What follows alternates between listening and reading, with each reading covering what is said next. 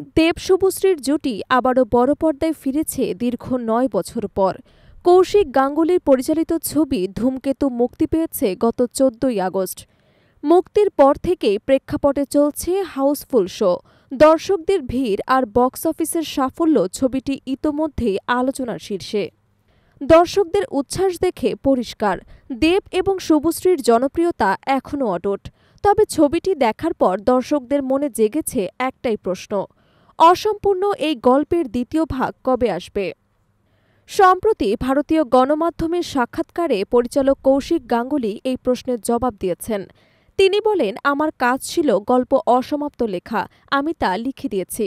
অভিনেতা, অভিনেত্রী এবং প্রযোজকদের জানিয়ে দিয়েছি যে গল্পের এখনও শেষ হয়নি। তিনি আরও যোগ করেন, আমার মনে হচ্ছে ধূমকেতু 2 খুবই শিগগিরই মুক্তি পাবে। মানুষের এত ভালোবাসা আর ছবির সাফল্য দেখে মনে হচ্ছে না এটি আটকে রাখা সম্ভব হবে। অর্থাৎ দর্শকদের জন্য সুখবর, খুব শিগগিরই আসছে ধূমকেতুর সিকুয়েল। প্রসঙ্গত, ছবিতে দেব এবং শুভশ্রীর পাশাপাশি রুদ্রনীল ঘোষও বিশেষভাবে নজর কেড়েছেন। ভানুর বন্ধু তথা পোস্টবাবুর চরিত্রে তার অভিনয় দর্শকদের মনে দাগ কেটেছে।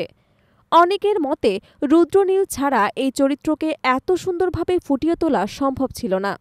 এখন দর্শকদের অপেক্ষা শুধু একটাই, কবে মুক্তি পাবে ধূমকেতু 2?